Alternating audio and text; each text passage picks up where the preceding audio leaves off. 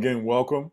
Today is October 25th, 2022, the fourth Tuesday of the month, and welcome to SECAC. And our mission and purpose is we want to enable the community to participate in the educational process to make the process more knowledgeable about and responsive to the unique and multifaceted needs of students with disabilities. We want to ensure that our parents that are on here are actively and meaningfully involved in the educational process, and we act as an advisory team to the Board of Education, Superintendent, Director of Special Education, and the community at large of the unmet of students with disabilities, and we want to facilitate effective communication and collaboration between Prince George County Public Schools, the students, families, advocates, and other interested community members like the ARC, for instance.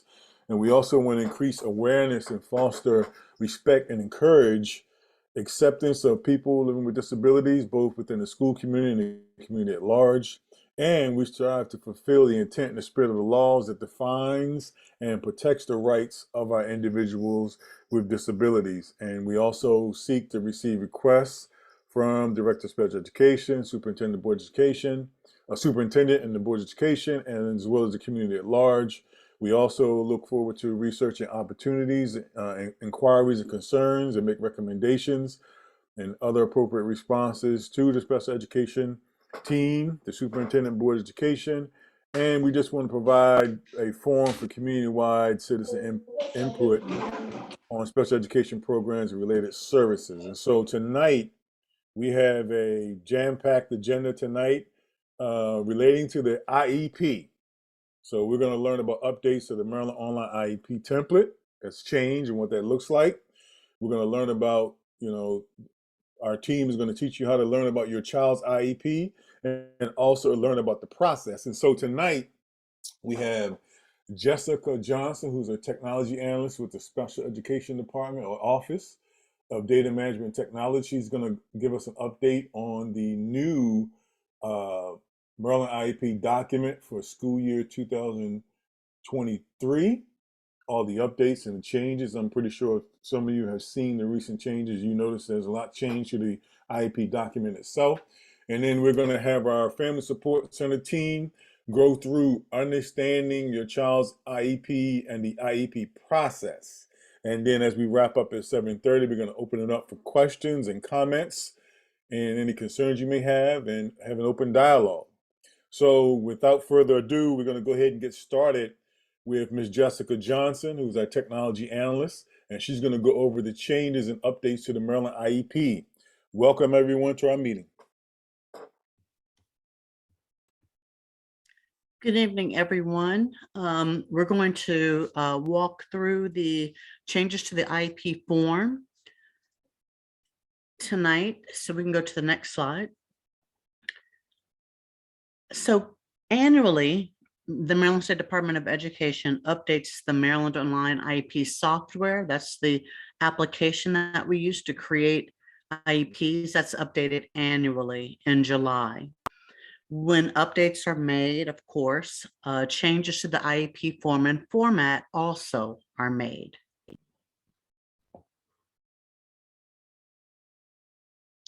Most of the updates that were made in July impact secondary transition. Other updates are in the areas of behavior intervention, restraint and seclusion, and vision as a consult service. Lastly, there were some heading and word changes within the tool as well, within the printout that we'll talk about as well.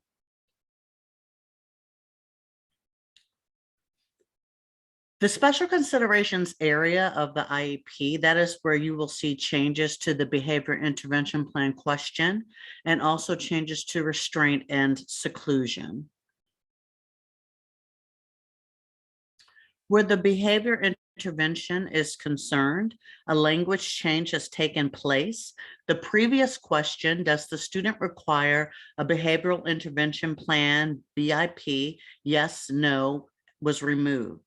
The wording field for behavioral intervention plan BIP implementation date has been changed to behavioral intervention plan BIP and date of current BIP, where there'll be a date field where it'll be filled in.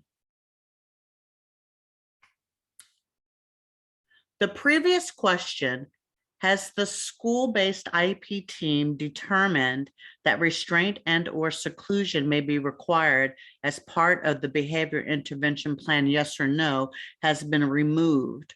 Restraint has its own subsection now with new updated questions and text fields where appropriate to include, is the team considering the use of physical restraint as part of the student's IEP and/or BIP, behavior intervention plan? Yes, no. Has the IEP team reviewed available data to identify any contraindications to use the physical restraint based on the student's medical history or past trauma, including consultation with medical or mental health professionals as appropriate? Number 3, identify less intrusive non-physical interventions that will be used to respond to the student's behavior until physical restraint is used in emergency situations. And lastly, is the school-based IEP team recommending the inclusion of physical restraint in the student's IEP and/or BIP?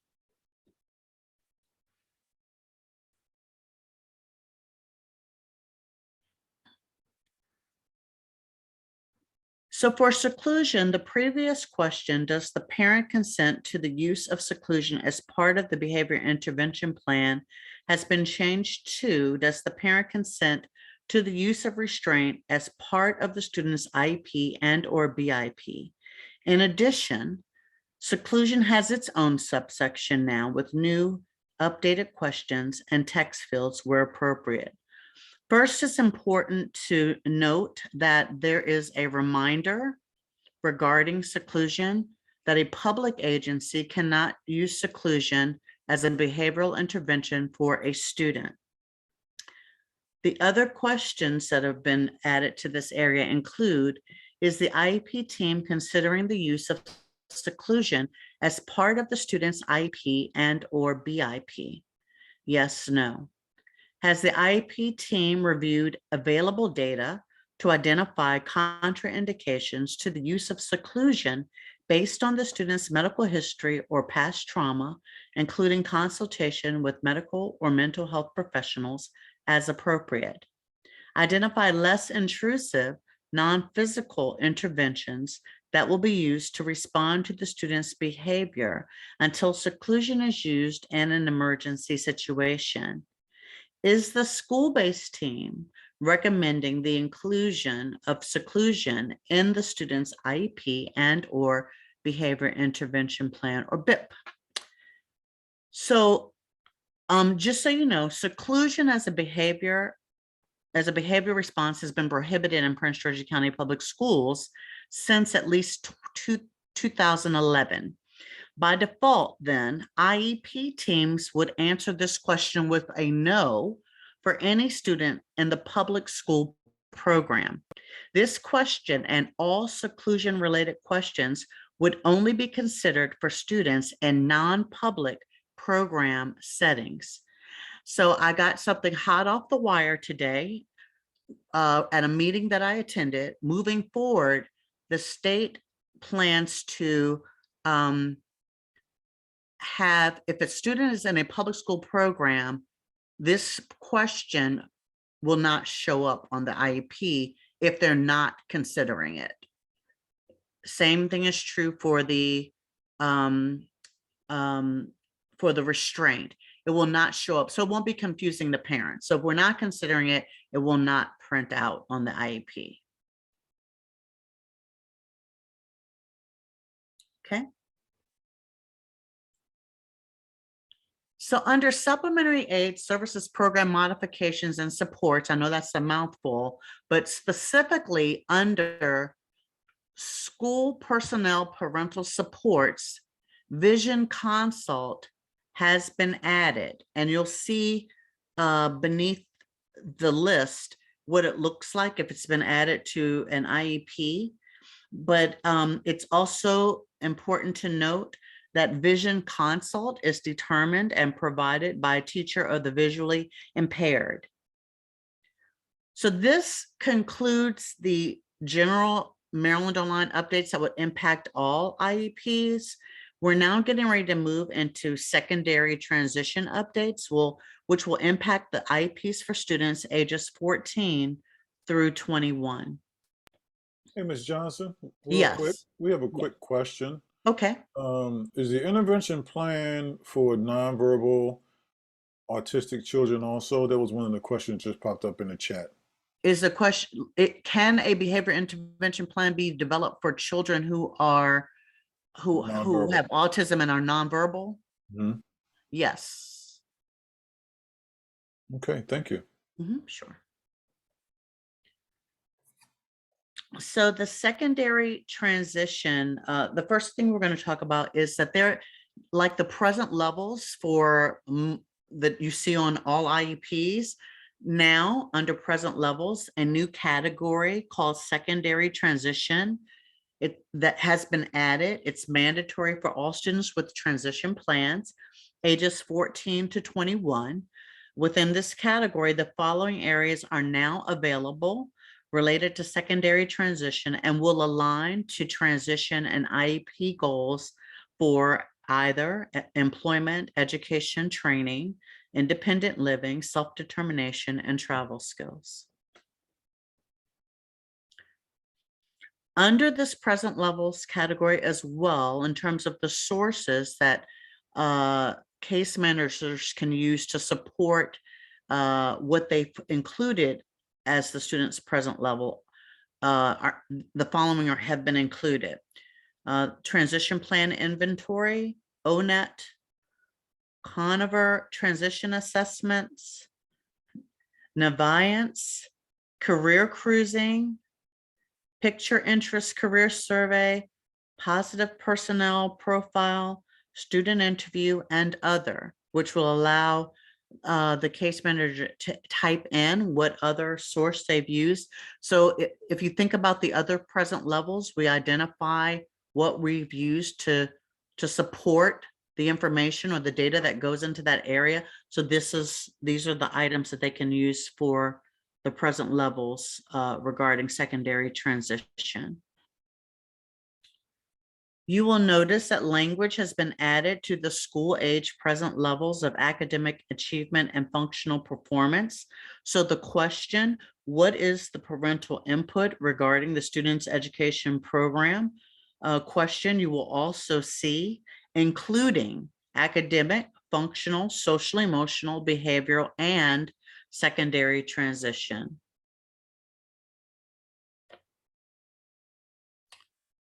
In the area discussion section of the present levels area, there is added language now referring to secondary transition. So to the question, you'll notice that I just went over regarding parental input, they've added secondary transition. To the other question regarding the student strengths, interest areas, significant personal attributes, and personal accomplishments, they have included a statement next to that question that reads, include preferences and interests for post-school outcomes if appropriate. In the projected category of exit, language has been added under Maryland High School Diploma. So the very first completer changed from with 2 credits of foreign language to with 2 credits of world language, which may include sign language. The third completer changed from with 4 credits of career and technology program to with successful completion of a state-approved career and technical education program. Additionally, the projected category and projected date of exit information, Maryland summary of performance and age of majority statement, that will now print out under the student participation section of the IEP.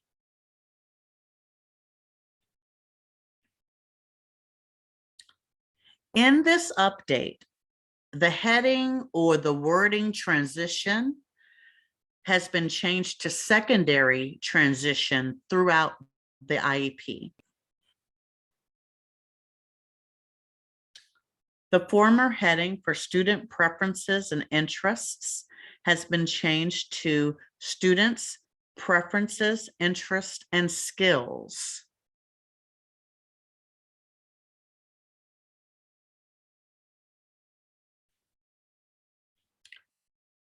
The section description has also been updated to post-secondary goals are to be based on the student's preferences, interests, skills, and age-appropriate transition assessments.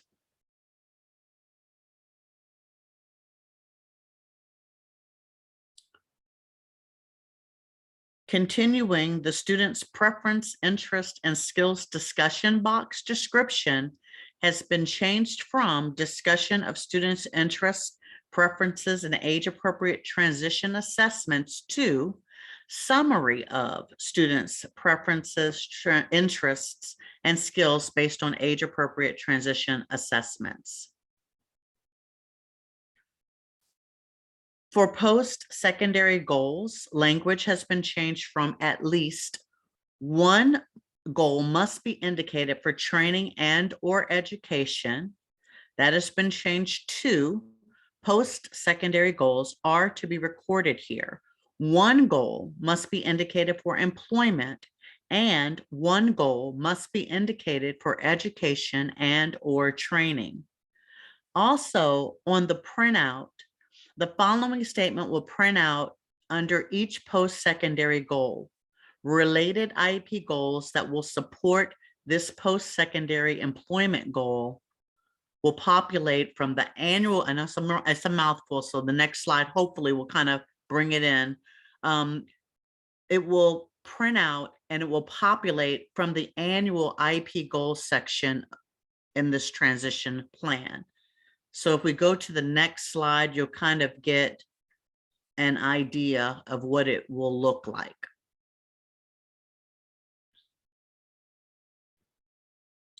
So here, you'll see that the related goal that the case manager has identified and added, it will print out, and the activity selected under that particular transition activity for this particular goal will also print out in this area in the transition plan.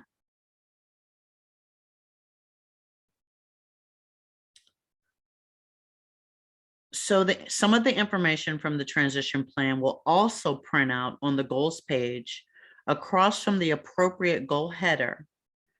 So when you get your goals and when you're looking at the goals for your children, you will see the question, does this goal support a post-secondary transition goal? And it will show the area that has been selected by the case manager. And it would either be employment, education, training, or independent living. So what you're saying is a printout of the goals page and how it will look at the top of that goals page.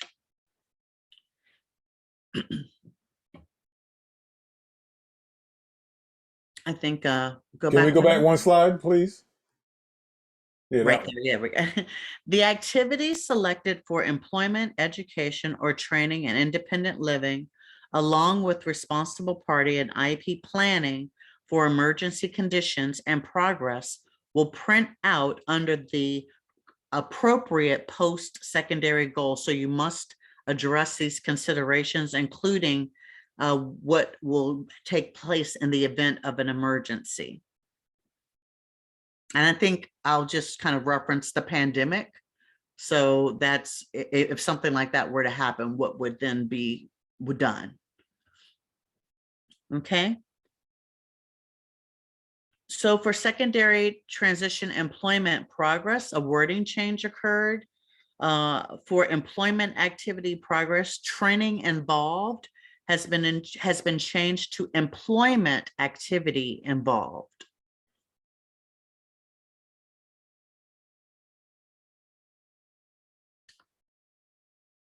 For secondary transition career cluster updates, there have been the major change here that you will notice is that they took the ampersand symbol out and they added the word "and" wherever that was. In addition, the course of study careers cluster has been updated.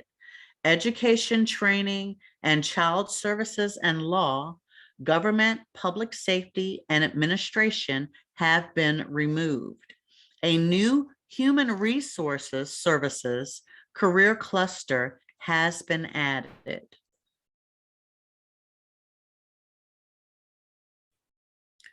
A new question has been added to the secondary transition course of study. It asks that case managers list the courses the student is taking that align with their post-secondary goals, and a text box has been added so they can actually type that information in, or that list in, I should say. Please note that the former version of Maryland Online can still be amended. That means in some cases, when we're having meetings, we will make the changes via an amendment. So if that is on the previous version, you will not see these changes that I've discussed. Some of you will not see the changes reflected in your printout until your child's annual review meeting. Any questions, or do you want me to, do you want to No, do? yeah, we got a couple of questions that came across in the chat, and it was Okay. related, Ms. Johnson, thank you very much, to ASL. And Mhm. one of the questions came from one of our parents says, is this suggesting about ASL in the language section? And when you talk about the 2 credit, I think it was 2 credits for the language. Is this suggesting that ASL is becoming more accepted as fulfilling a language requirement for special education students? That was the first question. That is a good question, and I'm hoping I'm understanding. If you go to slide number 14, I believe, Marcy, if you want to pull that back up, I think that when we're talking about graduation as a graduation requirement, it is saying that students who graduate with a diploma who have to have a language that they will accept American Sign Language as a language. So this is really speaking to that, if that's what the person was asking. Yeah, it says, is that suggesting ASL is becoming more accepted as fulfilling a language requirement? Yeah, so you kind of answered the question. If it is, so I guess the question is ASL becoming accepted as an acceptable language for the requirement? Yes. Okay, and then the second question that came up And let me just was, put a caveat on that with yeah, go credits, ahead. with credits. So it's saying with 2 credits. Okay. Yes. And then the second question that came up was, is American Sign Language being offered in high schools? That I am not certain of. Yeah, and Jessica, if I could just step in, I'm not sure if it's offered in all high schools, so we can actually confirm that and get back with the group here. Okay. All right. And then I have a follow-up question to that, and this section right here that you actually have on the screen, right?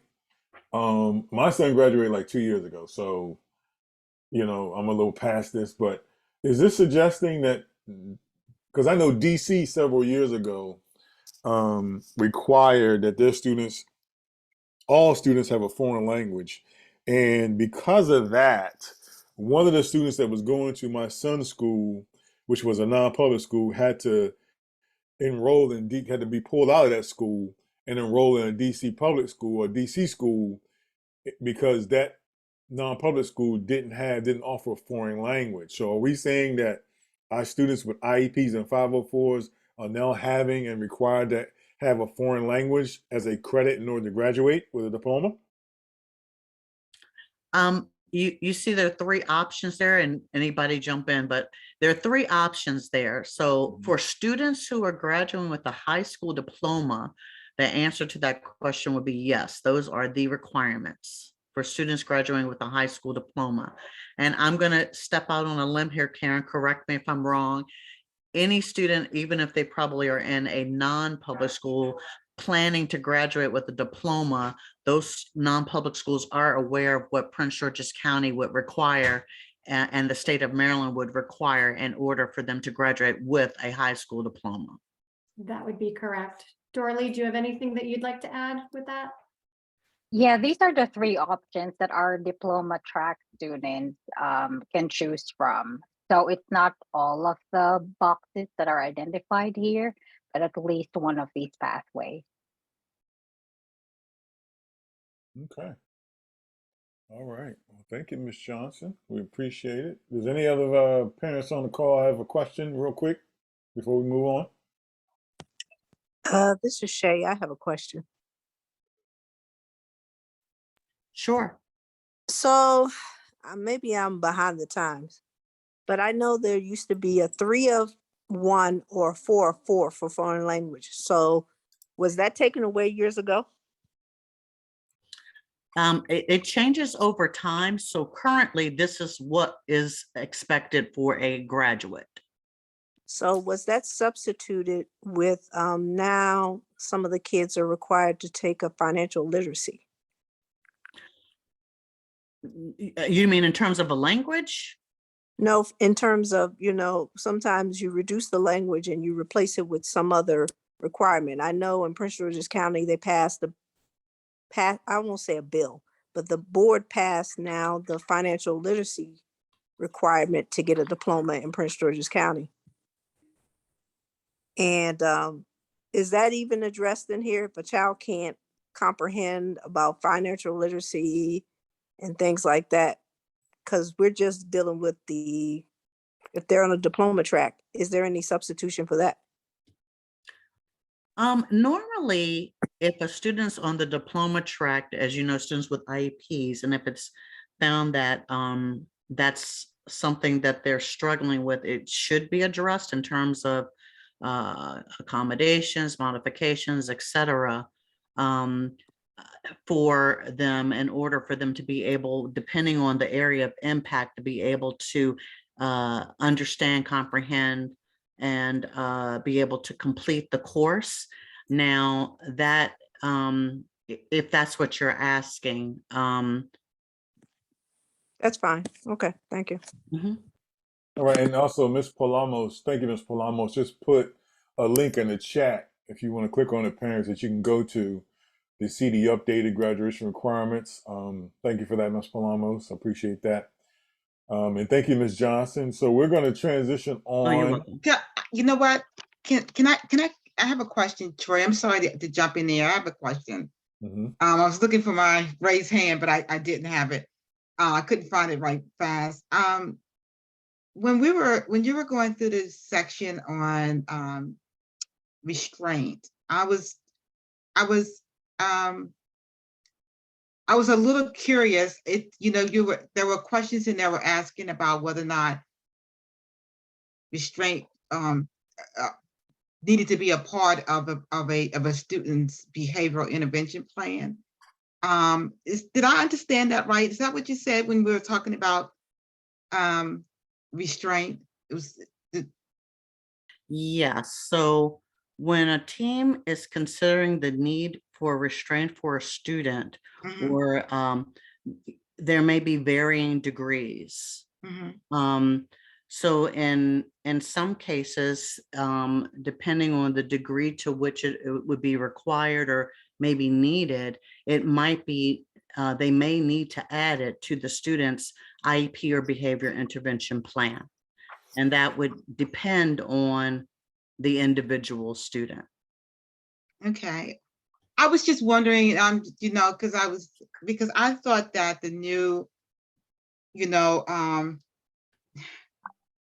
law that was passed on restraint and seclusion really bans the use of physical restraint by public agencies unless it was necessary to protect the student or another individual from imminent serious harm.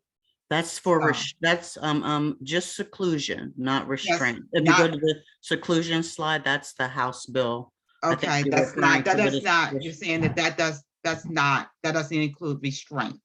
yes, no, it does not. Okay. And Pam, we also have a Administrative Procedure 5062 that we follow very closely in Prince George's. We can certainly drop that in here. And we will be focusing on one of our evenings here with the SECAC families in regards to restraint and seclusions and the updates to all of that. So that is coming as well, just so you know. Okay, thank you.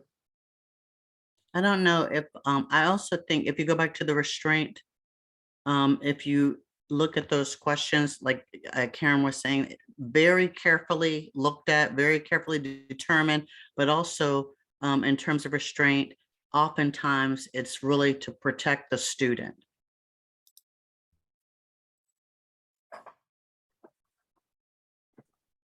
All right.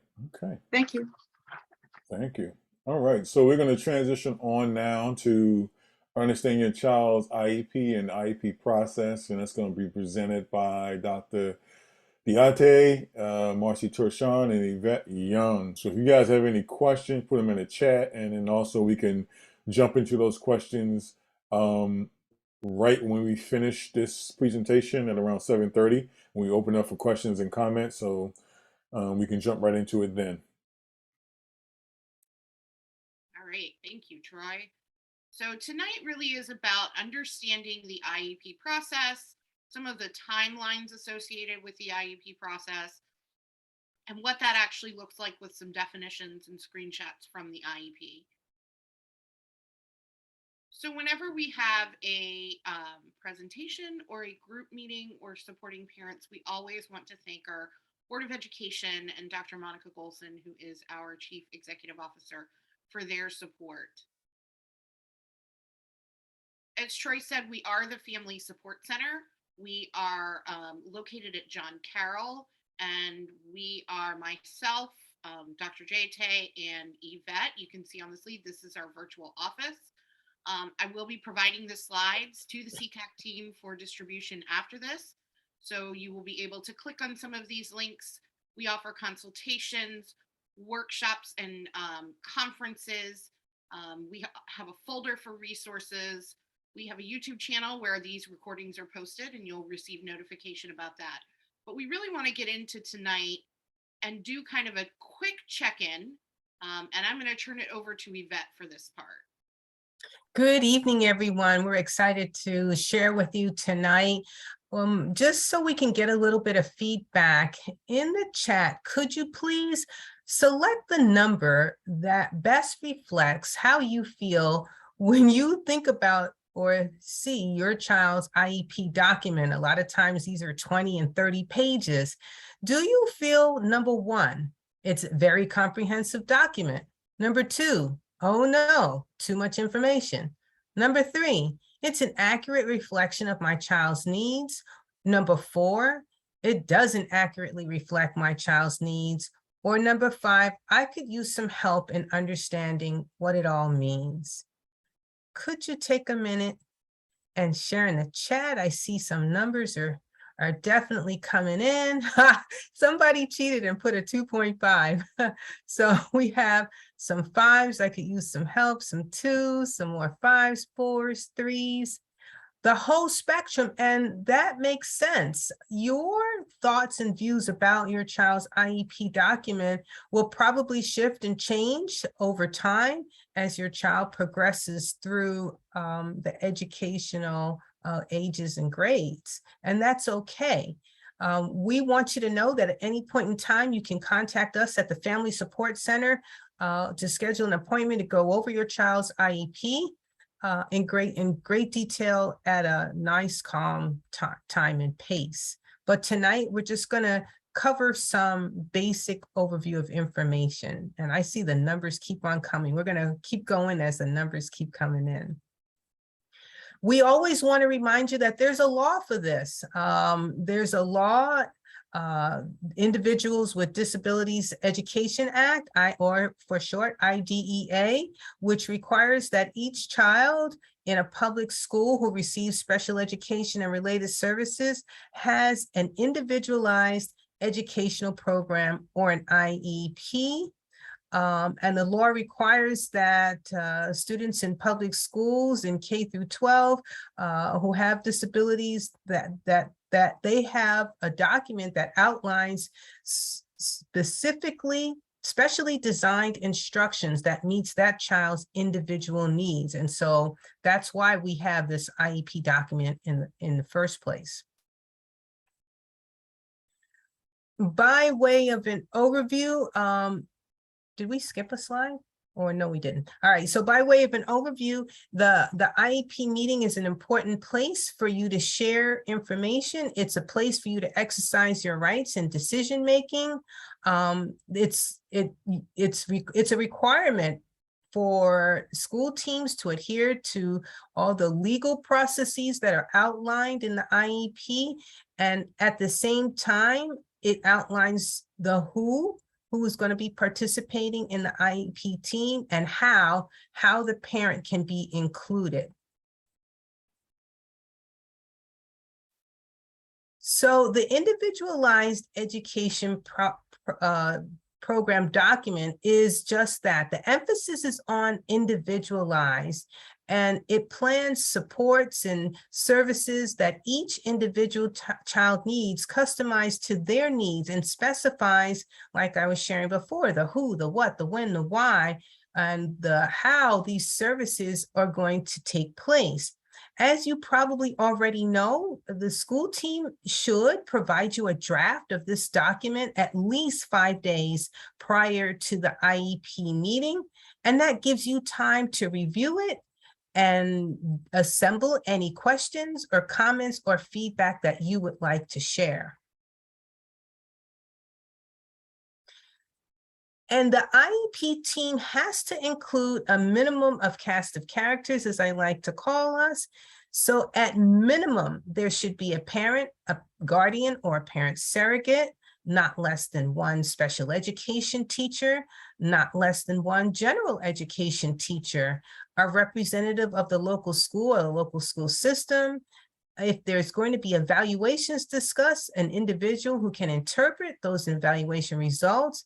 And then at the discretion of either you, the parent or guardian, or the school team, there may be other persons who can participate. As you know, you have a right to really invite other interested and concerned parties to the meeting. You just have to notify the school in advance and let them know, okay, I'd like somebody else to attend or participate, because we want everybody who has knowledge and information about the students' academic strengths and abilities to be able to participate if possible.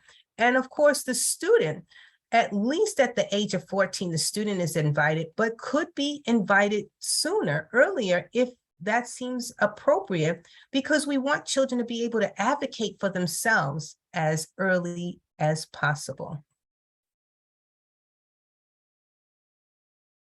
And I think my colleagues are going to talk about the IEP timelines. Yep, thank you, Yvette. So one of the things we wanted to provide you tonight was we're not going to review all of it, but just kind of a quick graphic to show you what the timelines are as far as referral and evaluation, IEP dates, when documents are due to you, how often you receive documents, how often things are reviewed.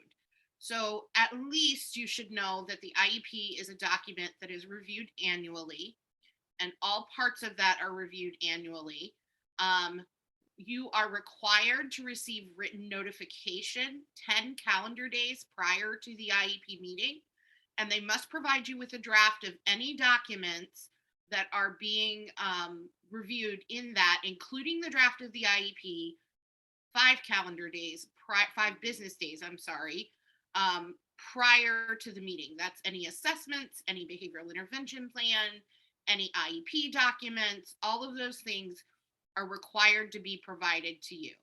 And so I'm going to leave that there with the timelines, but just know that when you receive the slides, you'll be able to see the different spaces and the different timelines. One of the things we really wanted to emphasize to you tonight is that it is your right to disagree. Part of our support system in the Family Support Center is made to help folks understand what the IEP team is communicating.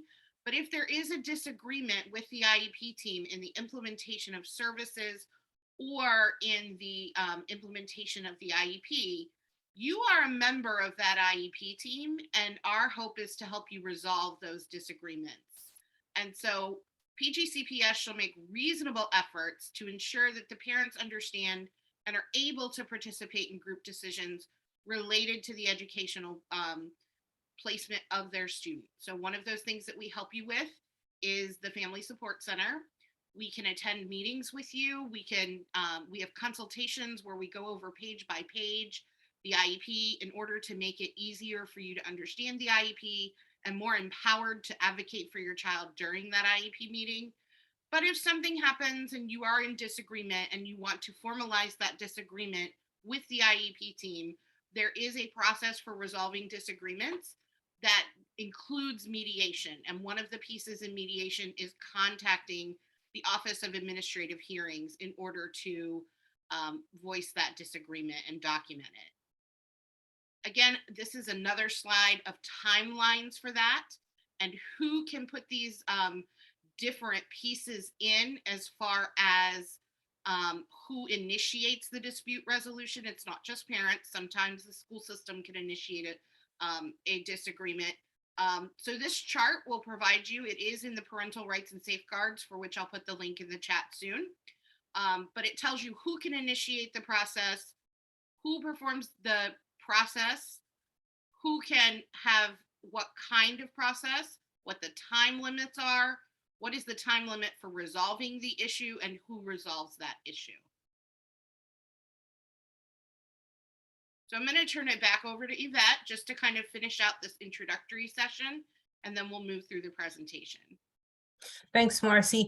It is important to know that while this document usually is 15, 20, 25, 30 pages, there is an organization to it. And so the IEP is divided up into 6 general sections. And we're just going to hit some highlights as we go along. The first cover page is the students identifying information. And on the left side, of course, at the top is the students' information.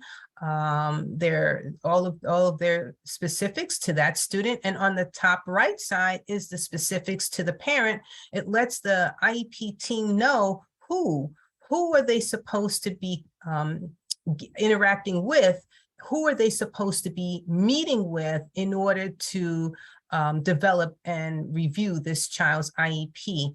There's a notation here for English language learners. Is a student an English language learner? So that's on the cover page, as well as important dates. So you can track the timelines that Marcy was talking about for the IEP. So you'll have the date of the IEP meeting and the annual review date, so you can make sure that you're in the time frame that every IEP should be reviewed at least once a year. And again, there's an indication for what's the native language for the parent, because the parent has a right to request interpretation as long as it's a certain percentage of the population, that language is spoken by a certain percentage of the population. The school team would have some days to get that translation to that parent. And of course, most importantly, very importantly, is the disability classification that's on that front page. Section 1, as we talked about, is there's sections of the IEP. So section 1 is the meeting and identifying information section. And this is the first page that covers that. It's divided into 2 sections. The top portion lists information for the students who are receiving an IEP for the first time or their initial eligibility, and the bottom portion contains information for continued eligibility. And like I said, you know that the team has to review the IEP at least once annually, and you probably also know that the eligibility has to be redetermined at least every 3 years to know if we need new evaluations, and the disability that is represented in this IEP is listed here as well.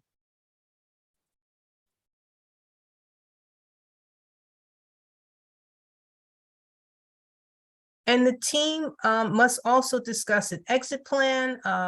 Ms. Jackson talked about the exit plan some, but here on this IEP document, you'll see what the team is determining whether the plan is a high school diploma, which most students, even with an IEP and a disability, will be on the high school diploma track. But then there are some students who may have significant cognitive disabilities, and they may be on the alternate assessment track.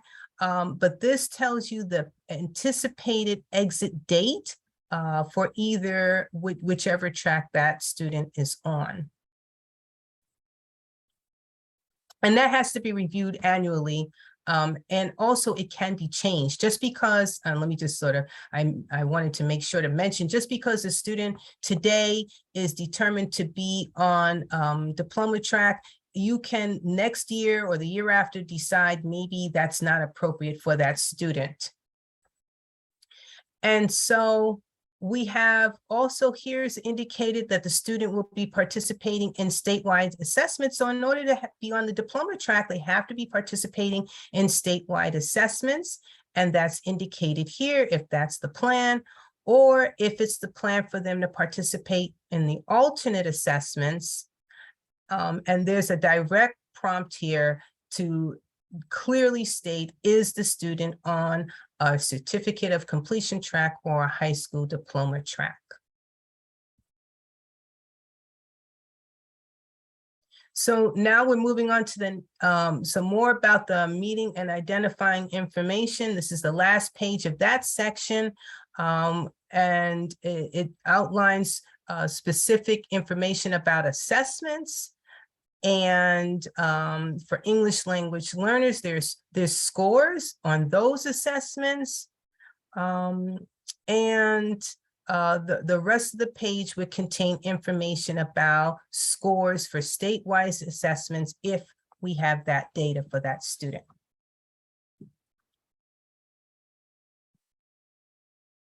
And I'll turn it over to my colleague for present levels. Hi, the next section we're going to talk about is the present level of academic achievement and functional performance. So this is the part of the IEP that discusses where your child is currently performing in a variety of different domains. It's very important because it provides a snapshot of your child's abilities, their skills, their accomplishments, and their areas of need. It also helps to determine what the goals and objectives will be for that child in the upcoming year. The present level should be updated annually, and that section of the IEP should reflect where your child is currently performing.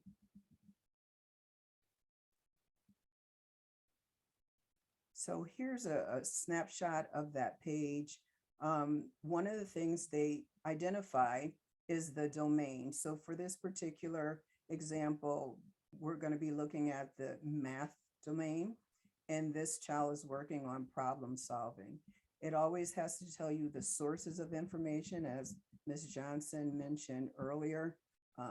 How did the team determine the data for your student in this particular area? It provides a summary of that data as well.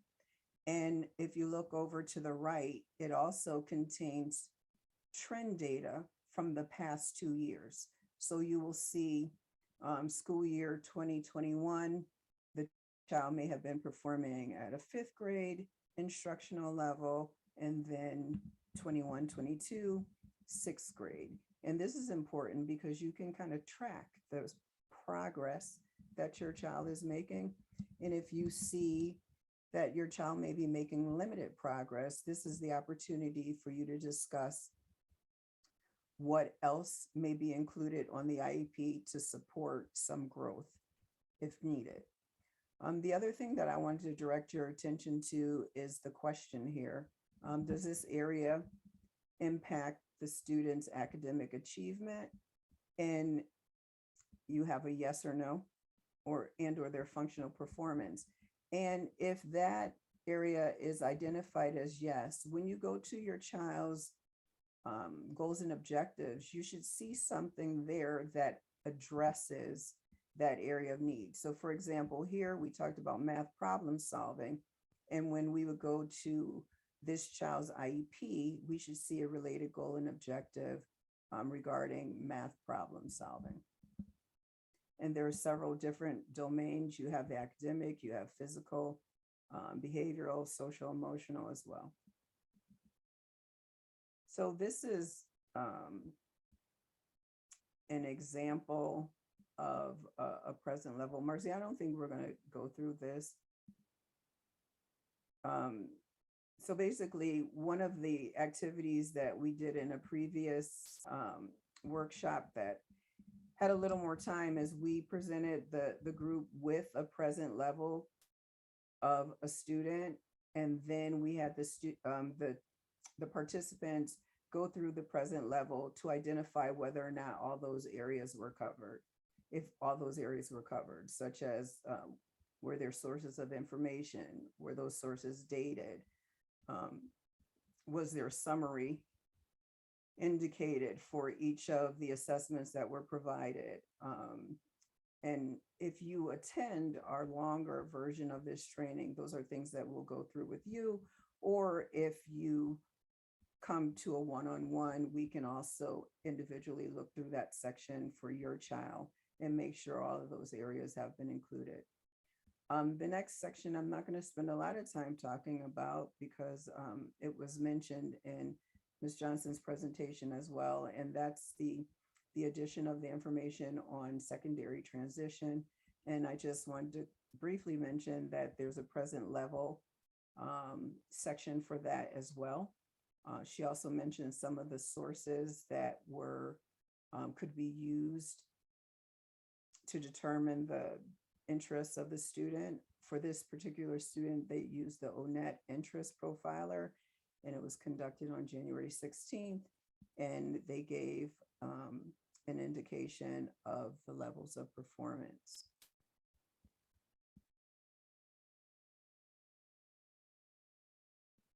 So for this section, we really encourage parents to take advantage of the opportunity to provide input into your child's IEP. We want you to provide input into the entire document, but this area of the IEP is specifically designed for parental input. And some of the things that we suggest, we know IEP meetings are overwhelming and there's a lot of information that's going back and forth between members of the team.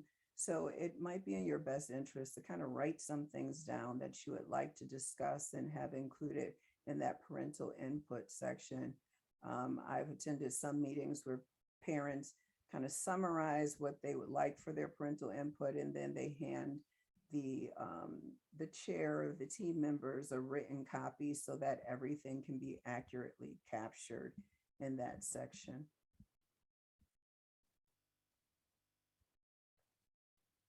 All right, so we are going to go over the section 3 is the special considerations and accommodations. So this section really lets you see the student preferences, interests, and skills. This is the new secondary transition piece that just Ms. Johnson went over earlier. Adding student preferences, interests, and skills, education, training, independent living. And you'll see all of those. This is an example of what is on the IEP page. And that activity type, whether it be employment, activities of daily living, transportation, all of those things. And then there's also a progress report now included for those activities. And again, this is with the new piece that they've added about the secondary transition and course of study that Ms. Johnson went over. And this is a continuation. I believe she showed you this page as well. One of the things that is always considered in the IEP meeting is whether or not the student has specific communication needs. And if they do, what kind of assistive technology is required? whether it be specific assistive technology services from an assistive technology team member, or whether it be just the assistive technology device, whether the student has learned to use it or not. There are several questions on this page that are included about assistive technology and whether or not the student requires a device or requires AT services. And I know I'm kind of zooming through this here. I'm actually not going to review this page because we did it with Ms. Johnson and had the discussion before. But I really want to emphasize, I know we're growing short on time, it's almost 7:30. I really want to emphasize that accommodations, instructional and testing, are specific to the student and the student's characteristics. And so it really is something that needs to be looked at very thoughtfully based upon the nature of the disability and what the student's needs are. And there is a difference between an accommodation, which provides the student access, and a modification, which changes what the student's learning. And so an accommodation is like if you have a student who is being instructed on reading comprehension, so they need, but they have trouble decoding. So an accommodation for that could be text-to-speech or human reader, but it's based on the student's ability and what is being instructed. For example, if you're trying to teach the student decoding, you don't want the student to necessarily at that elementary school age level to have text-to-speech for that activity, because then it negates the instruction that's going on. It really changes how the student is learning or being instructed as opposed to what a student learns. Just some quick common accommodations: small group, extra time, text to speech, human reader. One of the things that is important about the accommodations is that it is specific to that student. So for example, extra time. They may have given the students, all of the students, an hour to complete. But if your student has extra time, such as time and a half, then your student would get an hour and a half. So it's based upon what their typically developing general education peers would get, and then, or what that assignment is. And then it's either 1.5 or 2 times. This is just an example, a quick example of what the instructional and assessment accessibility features and accommodations pages look like. There are a lot of them. And again, not everyone is specific to every student. There's the extended time page that you would see. I'm going to quickly go over supplementary aids and services. Supplementary aids and services, this section of the IEP outlines what supports not only the student, but the teacher in all areas. So as Ms. Johnson discussed earlier, there may be supports like a vision consult or an occupational therapy consult or a speech language consult that are listed under the supplementary aids and services that are consults to the teacher to support them in instruction and that specially designed instruction. And these are just kind of a list of, not all inclusive, of what supports can be in this section.